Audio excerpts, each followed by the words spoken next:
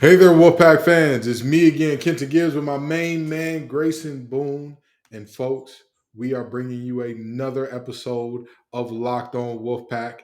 And today's episode is brought to you by FanDuel. Folks, it is very easy to see why they're the official sports book of Locked On. Make every moment more. Visit fanduel.com/locked on today to get started.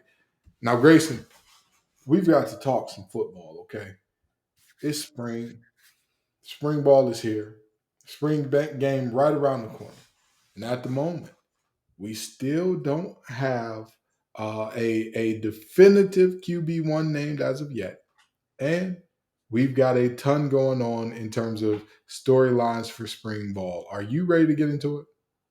Full disclosure, I haven't thought about football in a little bit with all the basketball hubbub going on. So I'm excited for this episode. Let's get this going. Grayson's lying to you all. He's been too focused on NC State baseball. He's Elliot Avett, it's your fault. He's been crying himself to sleep Hey, you're over not those drop wrong. balls. But Over those I drop love balls. my dudes in helmets and pads just as much. Over those drop balls in right field, Elliot. Is that what you want? Look at Grayson. Look at him. Do you want to see that face crying in red? That's not what I think you want to see. But what you do want to see is us talking some Wolfpack football on today's episode of Locked On Wolfpack.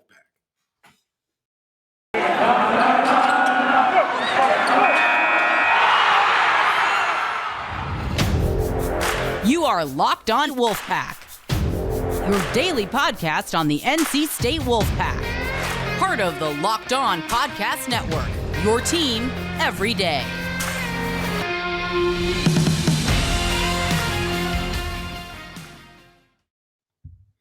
So, folks, just so you know, between Grayson and I am the much more likely to cry after a loss than he is. I have never played a game that mattered to me that I was in, that I lost, that I didn't cry in. So, fun fact about me, I'm definitely like one of those people. I hate losing to an extreme degree. But I digress. We're going to talk some NC State football, and we're going to give you a prediction, way too early prediction, of course, of what we think this team will do in the upcoming season. Grayson, you ready to get into it? I'm ready. I can smell the spring football in the air. The spring game is next weekend. So I think it's about time we start breaking down some pigskin. We got to get ready for it. Absolutely. Well, we're going to get into the non-conference first, of course, because this block of 3 games is actually shaping up to be one of our better non-conference schedules in recent history. I mean, while everybody loves to kick UConn while they're down, last year they went to a bowl game. That's a thing that happened. And then we have the Fighting Irish coming back to Carter Finley. And while everybody loves to say, "Oh, you can't compete with Notre Dame, we're going to blow you up," the Lou Holtz Bowl has been pretty even as of late. Last time the Fighting Irish came down here, I want to say it was like monsooning and whatnot. It was the hurricane game. That's correct. 2016. And if I do remember correctly, the Wolfpack defended their home court in that game. Am I correct in saying that? Home swamp, I think, is a better word for it because we were Mm-hmm. playing on mud the whole game. Mm-hmm. And you know what I find very interesting about that? There were so many Notre Dame fans that were like, "Oh, well, you should have called the game, and it was an advantage for NC State playing on that wet mucky." That Notre Dame team, just like almost every Notre Dame team before and since then, was known for running the ball. Like, what do you mean? What does that have to do with anything here? Like, come on. Let's be honest with ourselves. But I digress. Anywho, these 3 games, again, you have UConn, you have Notre Dame, and then you have Virginia Military Institute, also better known as VMI. Grayson, how do you see these 3 games playing out? Yeah, I mean, you emphasized the UConn game perfectly. Don't let the idea that UConn football is bad fool you. Don't be deceived. Just because we smoked them this past year at home, don't forget that, yes, they ended up going to a bowl game. They are not the UConn of years past where they go like 0-12, 1-11. They're turning their ship around. And not to mention, we're playing them on the road. So you're playing a team that's coming off of a successful year for them. They went through the struggles of the early non-con. They fought through the rest of the games throughout the year, their division, and they made it to a bowl. So they're riding a little bit of momentum here coming into 23. You can't be fooled by us again. You can't be fooled by us steamrolling them last year. I expect a pretty decent fight from UConn. It's not going to be us strolling up the East Coast and taking their lunch money. I just don't see it happening that way. Of course, I would love if that's how it turns out, but I'm not convinced that they're going to roll over and die in the first game of the year. And so then moving down to the Notre Dame game the week after that, that's a pretty tough 2-game stretch to open the year. Mm-hmm. They are now the Fighting Sam Hartmans.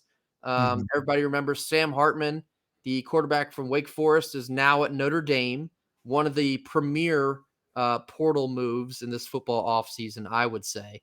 And I think this sets Notre Dame up for probably a college football playoff run. I really do. I think Notre Dame's going to be very good this year offensively. I think they've fared well in the portal so far. I really admire their head coach, Marcus Freeman. I think he's a good leader. I think he's a good coach. And I think they're going to come down to Raleigh and they're going to be ready to play. So, again, that's a tough 2-game stretch to open your season with. And I think pretty quickly we're going to find out what we have under the hood. And, the third game, not really worth discussing. No disrespect to VMI, but Right. NC State is going to win that game. I hope I don't regret saying this. NC State is going to win that game. I think the most interesting parts of these first 2 games, I'm not confusing anybody by saying this. It's going to be the quarterback situation. You have Brennan Armstrong transferring in from UVA.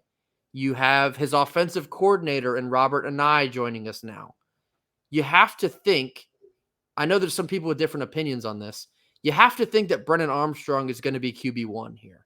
I don't see a scenario in which he would have even considered coming here if that was not the case. Now, I'm sure they're entertaining a very healthy quarterback competition. And I'm sure MJ Morris is up for the challenge because of the character I've seen so far out of him. I love that kid. I think he's going to be a superstar when it comes time for him. But I just don't see it being anyone other than Brennan Armstrong on day one. And so we're gonna see what he's made of. This is a big year for him personally, as he's kind of looking to use NC State as a trampoline into the next level. I'm sure for him, he hopes that is the NFL. So again, we're gonna find out pretty quick what we got going on because we have a tough 2-game stretch to open the season. I want to let y'all in on a very interesting fact that many of you may not be aware of, Wolfpack Nation. That 41-10 loss was the last. They never had another loss that bad for the entire rest of the season. Like, I mean that. They did not have a single one. They beat the Boston College team that beat us, and they only had 2 double-digit losses for the entire rest of the season, a 17-point loss at Army and a loss in the bowl game, 14-point loss to Marshall in the bowl game. But at home for the rest of that season, and I'm not making this up. Actually, now that I'm thinking about it, since they lost us, they went undefeated at home. They beat Fresno State 19-14. They beat Boston College 13-3. They beat UMass 27-10. They beat Liberty 36-33. Folks, I am telling you, if NC State decides to sleep on this team, things could get ugly up in Connecticut. But now, let me take you to the next step of this thing, right? The reality is we're better than pretty much every team that they faced. That's just the reality. We're better. I don't care what. God, that Rico Knows guy's so terrible with his predictions on TikTok. I don't care what he thinks about Jake Haener. He's not that good. He's not. I'm sorry. He was the quarterback from Fresno State last year, for the folks who don't know. Anyway, Like 1 billion yards. yeah, yeah. But anytime you ask them to push it past 20, whew, it was an interesting adventure. FIU, I'm sorry, not FIU, Boston College. Again, y'all heard me talk about how immediately how Tim Beck needed to. I know that was a home game. He shouldn't have been allowed. They should have gave him papers right then. Hey, brother, it's been great. It's been great, but you know, I encourage you to seek other opportunities and things along those lines. And then you go forward from there. And again, you look at beating UMass, not that impressive. Liberty, that one's kind of impressive. But again, we've got the goods to do it. That Notre Dame game is going to tell us a lot. That Notre Dame game is going to tell us a lot because I think that we are in the same caliber as Notre Dame. And some people are going to look at me crazy when I say that. I think that we are because if you look at the it's an how do I put this? It is a massive chasm between what Brendan Armstrong did with an eye and what he did without him. It's a massive chasm. If that Brendan Armstrong is our QB1 and our defense looks anything near what they looked like last year, then I think that we could be in that caliber of having a discussion for, hey, we know that we thought last year was the year that we were going to be, potentially looking at a playoff run. This could be the year. So I think that Notre Dame game is going to tell us a lot. And like you said about VMI, no need to waste too much time there. But we are going to get into the beginning of conference play and all that after a quick word about FanDuel, folks. It's very simple. It's very easy. It's very clear to see. FanDuel is the place that you need to be in terms of placing bets because this is America's #1 sports book for a reason. Do you know why? Because new customers get a no sweat first bet of up to $1,000. Either way, you win. Either you win your bet or you get up to $1,000 back in bonus bets if you don't win your first bet. Just go to fanduel.com/locked-on and sign up today to claim your no sweat first bet. You can do all that on an app that's safe, secure, and super easy to use. So don't miss out on your shot at no sweat first bet of up to $1,000 when you join FanDuel today. Just go to fanduel.com/locked-on to sign up. Make every moment more with FanDuel. So, Grayson, let's get into the beginning of conference play. We've got the Brendan Armstrong Bowl as we're heading up to Charlottesville September 22nd to play Virginia. You got Louisville coming on in the Carter Finley, and then you got Marshall. Tell me what you see in those three. Yeah, so taking a trip back up to Virginia after, I guess, taking their quarterback is kind of a funny twist. It is a homecoming for Brennan Armstrong. It is a homecoming for our new offensive line coach, Garrett Touget. Obviously, I already mentioned Robert Anai also spent some time with Virginia. So we have some personnel on our side now going up to see the Cavaliers. I'm not so convinced that they're going to have a whole lot of anything going on up there. Obviously they're still grieving the horrible tragedy that happened to them at the end of their season last year. And they rightfully so, they nipped the rest of their season short. So Right. it's kind of an emotional year for them. I'm sure it will be emotional for Brennan to see his teammates after everything they went through last year, as well as Coach Touget. But I think we'll go up, talk about the game now. I think we will go up into Charlottesville and take care of business. The next game, we have Louisville here in Raleigh. That is on my birthday. So if I could place a bet on FanDuel on if I will be in attendance, I'd say that is a lock. Louisville is interesting to me. Louisville's Now, an wait a interesting minute team. now. Go They ahead. got the under over on how many old toughies you're gonna smash that day. Oh, brother, I don't know if I can answer that on air. The line is set for 8. The line is set for 8. What are we doing? You For think 8, 8.5? That's what the line is currently set at. 8.5. It Eight might be and a a half. push. I might not Wow. finish that. I might not finish that ninth one. Oh, okay. All right. Just letting you in on the line, man. All right, go ahead. Go ahead and talk about Louisville. But no, Louisville they're very intriguing to me. I think they've done a lot of work in the portal. And I think with their new coach, Coach Braum coming from Purdue, I think the talent that was kind of on the outs, he's managed to keep that in-house, and he's prevented a lot of guys from leaving, and I think that's only going to benefit them in the short term, like immediate impact. So Right. that's going to be interesting to watch. That game for me, as we sit here, the end of March, early April, I don't know yet. I think that's probably going to be a toss-up. I could see that game going either way, but I feel like that game will be fairly evenly matched. So that's going to be super interesting. I think that's another game where we're going to have to show what we're made of, much like that Notre Dame game. Yeah. I think Louisville is going to be an early test in the beginning part of the ACC schedule. And then it gets kind of strange. We get a random non-conference game in Marshall the first weekend of October 7th. Marshall is also interesting. They are a team that went up to Notre Dame last year and beat them.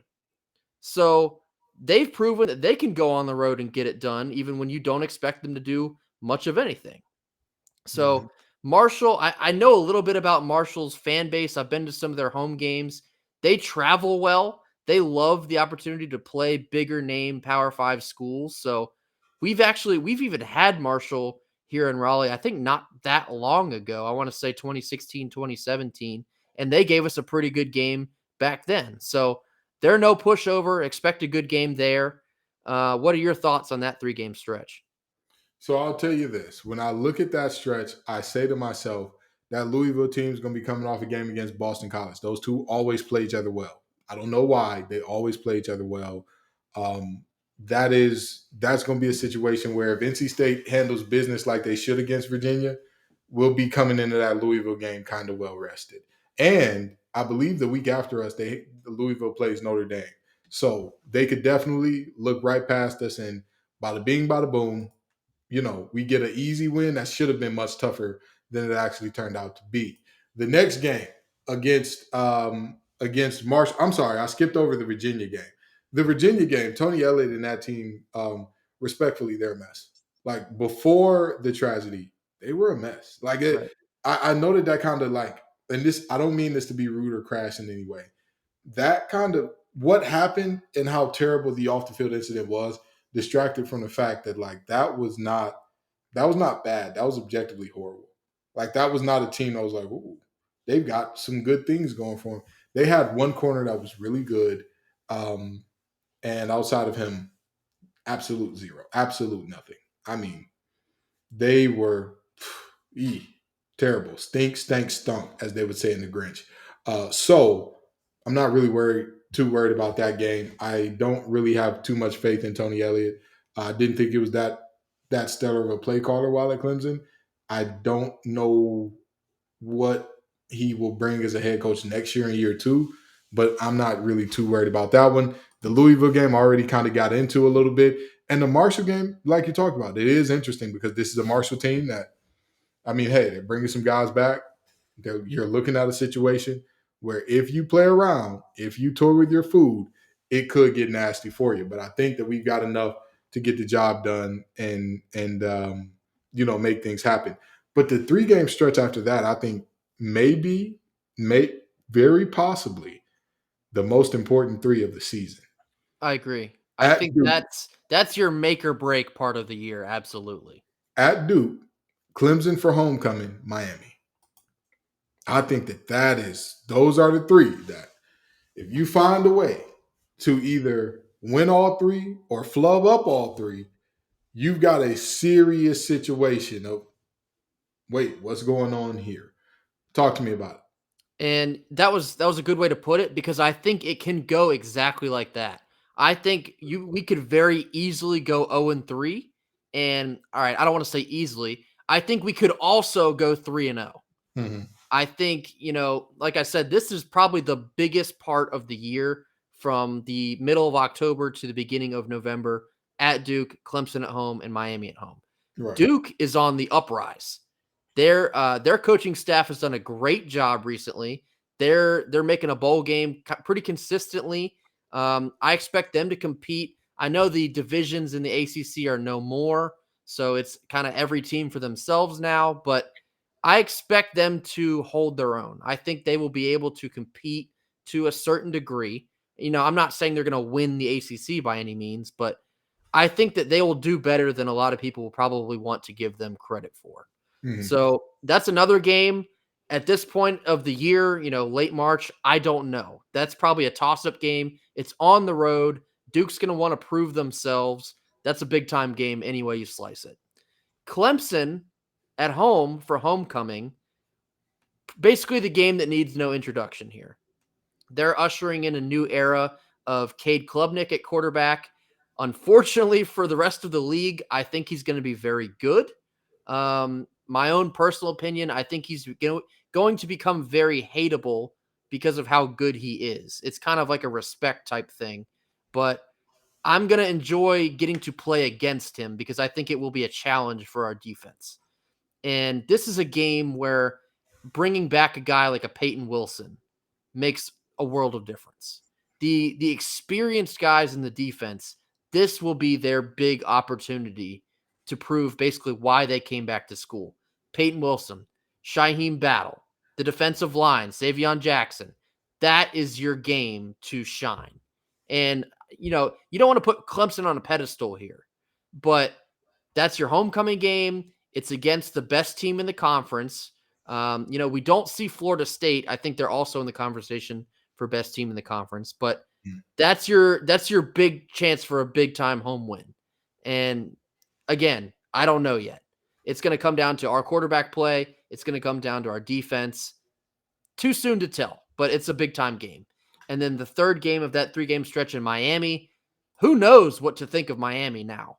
Because every time you rank them high, they go out and look lost. And I, off the top of my head, I don't remember what their record finished up as last year, but I don't believe they made a bowl. Am I correct? No, they did not. Yeah. So they are up, down, sideways, all over the place. Miami, though, they're always going to get the athletes because of the name reputation. They're in the ACC. They're going to get the athletes. So I'm not calling them a slouch. I'm not calling them a world beater. I just think they are so all over the place, up and down, all over the map, that I don't quite know what they're going to look like. I'd imagine we're going to review this schedule probably 17 more times before we kick off in September. But I'm just going to put a big question mark next to Miami for right now. I just don't know. But like I started the spiel, that's a big game and a big time 3-game stretch. And it's going to be super important in determining what kind of season we have. I'm going to take it a step further. All 3 of these teams are wild cards without a doubt. And let me tell you why. People are going to look at me and say, Duke, a wild card? You're crazy. They're bringing back, I believe Riley Leonard is their quarterback's name. They're bringing back Leonard. They're bringing back all these pieces. They should be really good again. I'm going to tell you something. Duke football, just by name and reputation last year, we're sneaking up on people because everybody thought, oh, this is the same old Duke. Like, this Duke team does not look special. And then all of a sudden you get to sneaking up on guys. And I know everybody likes to say, oh, there's no way to sneak up on a team in college. These guys make too much money, the head coach and all that. I'm here to tell you, I know this from personal experience. I went to a football powerhouse in the Midwest. I have teammates who have played all over the country. We have touched every single conference. And I'm here to tell you, even in the Power 5, there are head coaches that go to sleep at the wheel when they see bad teams or teams that they perceive as bad because of reputation coming. I'm telling you that. I know that. So, it's this Duke team, again, they're not playing an all coastal schedule, and teams are now aware, like, this is an 8-win team. This is a serious outfit here. So there's that. Not sure how they're going to look next year. But Wallace Wade is right down the street, so that'll be a great time for folks that want to go to that game. Clemson, another wild card in that we're really, really, really used to Clemson not having to rebuild; they just reload, right? We're really used to that, right?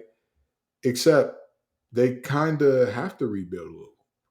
Like, objectively speaking, it's going to be an interesting year for Clemson. I think they have their quarterback situation figured out, but I think there's a lot of question marks literally everywhere else, maybe except for running back because they have Shipley. But I don't know what they're going to look like. And I'm going to tell you this. Shipley has already had an ACL tear. I personally am not as high on him as most other folks in the country. And even if I was, who's your second back? You cannot count on one guy to carry the bell 30 times a game in today's college football. That is not a good idea, especially for a guy that has already torn his knee up. The math doesn't math there. It does not check out. So then you go beyond that and you talk about Miami, a Miami team that, I mean, like you said, who are they? Who are they? How good is Mario Cristobal? Is he the guy down there? Is he the guy? And then while you want to say, well, all those questions should equal a win for NC State, remember last time we played Miami, it felt like, oh yeah, this we should easily take this one. And then all of a sudden, safeties don't have eye discipline on wheel routes. We just don't know what we're doing in terms of Devin Carter dropping a ball that hits him in the numbers on the drag route that if he catches it, he'd still be running the day. Katie I had Dixon at the conveniently forgot about that play, so thank you for reminding me. I mean, that's me. My memory is terrible except for the few things that I really want to remember. And Devin Carter dropping that ball was definitely one of them. So, while you want to say, oh, yeah, we got Miami in the back, it's still Miami. They still recruit South Florida extremely well. They'll still have some phenomenal athletes. So that's, again, that 3-game stretch right there, extremely important because we don't know who these teams are and how they'll be. But we know that that'll be a big stretch regardless of what our record is at that time, what their record is at that time. It'll still be a big stretch regardless. And there's pretty much no way around that. And another thing there's no way around is how good Built bars are. Built March Madness is here. And we know that you have a favorite bar, Puff, and now's your time to make it count. Go to builtmarchmadness.com to vote for your favorites. The fact of the matter is simple. Regardless of who I vote for or who you vote for, if you don't vote, your voice for these wonderful bars will not be heard. And when you vote for your favorite bar, you're also entered into a drawing where 50 lucky Locked On listeners will win a free box of Built. Not only that, but Locked On fan will win a 12-month subscription to have Built to have Built's best bars and puffs delivered monthly straight to your door. You gotta try Built. Built is the best protein bar ever. Seriously, they're so amazing. You won't even think they're good for you. And what makes them so good? Well, they're high in protein, low in sugar, and covered in 100% real chocolate. That's right, real chocolate. So run to Built March Madness right now to vote for your favorite bar or puff and pick up a box while you're there. You can vote every day in March. So hop in and support your pick today. So Grayson, we're about to land this thing. But before we do, let's take a look at, what these final 3 games are going to be, because these are the 3 games where it feels a little personal, right? On the road at Wake Forest, a place where traditionally we've struggled. On the road at Virginia Tech, a team that's looking to bounce back after a terrible year. And then we got the boys in baby blue coming to town for senior night after we ruined theirs last year. Grayson, how you feeling about this stretch to close out the regular season? This could be a very fun 3-game stretch if all things go well. The first game on the road at Wake Forest, I don't think that they're going to be a very good team. That could come back to bite me, but I think they lost too much. They lost Sam Hartman.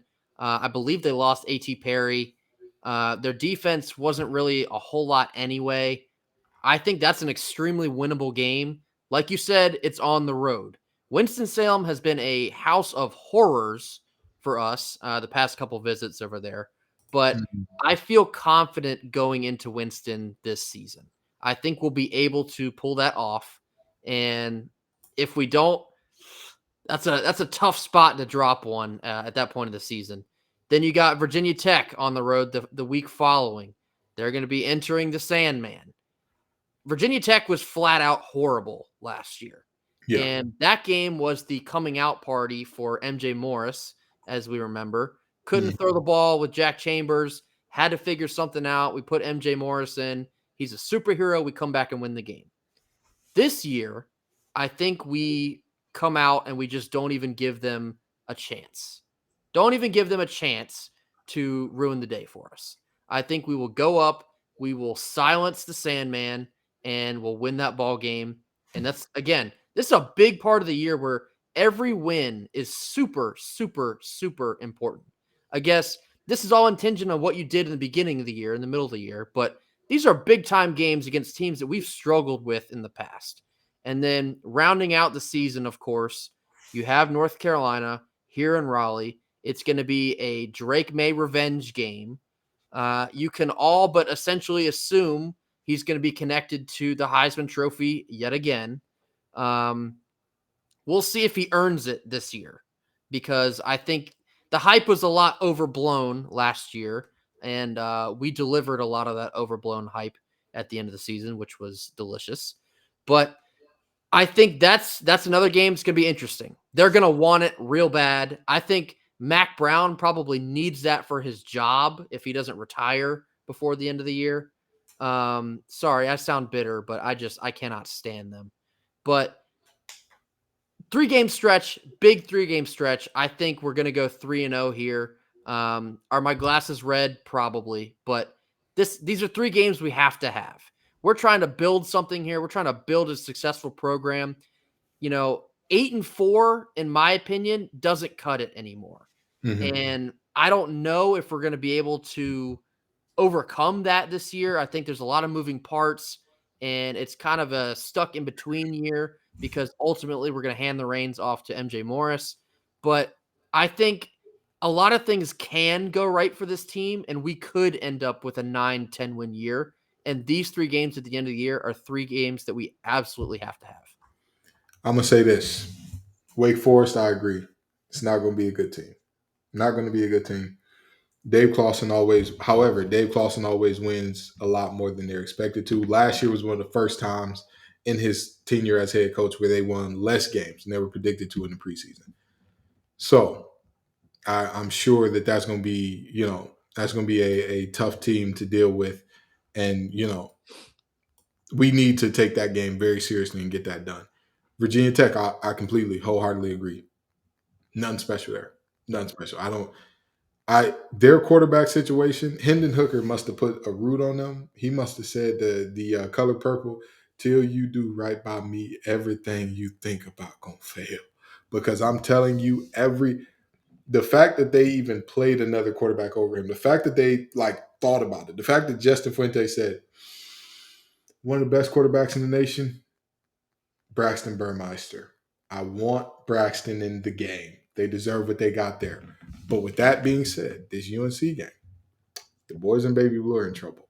And let me tell you how I know they're in trouble. Mac knows they're in trouble. Let me tell you how I know Mac knows they're in trouble. Before the schedules were released to the public, Mac was already complaining about the schedule. Very funny. He knows that the back-to-back stretch of Clemson and NC State on the road is going to be a problem, because one of, if not both of those games, they're going to get their brains beat out. And here's the problem with getting beat up on by a team that's superior going into your rivalry game. It breaks down that C word that is utterly important, your confidence. If you are coming off a outright whooping going into a rivalry game, you start looking at yourself like, are we really that good?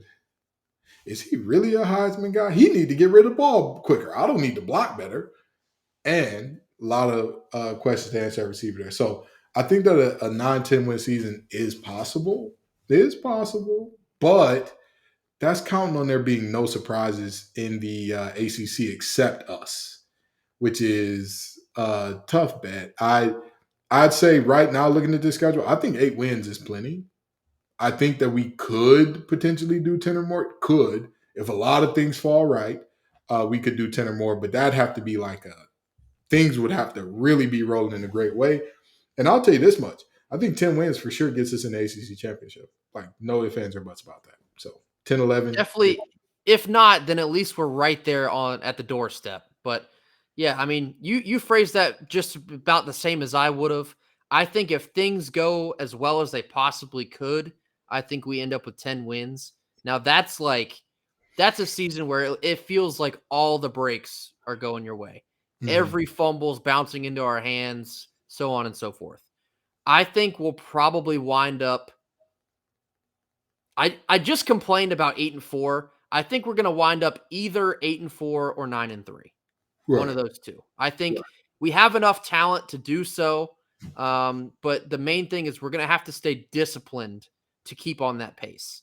It's going to be a big year for discipline. It's going to be a big year for quickly finding ways to build chemistry as we have some big pieces that are new to us. So I think this could be an extremely fun team to watch. I think the offense is going to be refreshing, or so we hope. Virtually anything is an upgrade from what we got last year. But I think I'm going to really enjoy this team. They might not be the college football potential team that we thought we might have had last year, but I think we're going to win. They are going to win over the hearts of a lot of NC State fans, I think. Hopefully so. We'll see. Wolfpack Nation, we appreciate y'all so very much for coming out. We appreciate y'all every single time. Y'all make this show what it is.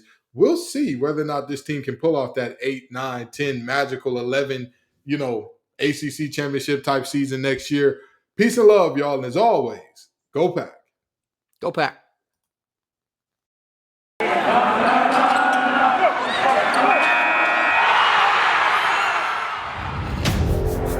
You are Locked On Wolfpack, your daily podcast on the NC State Wolfpack, part of the Locked On Podcast Network, your team every day.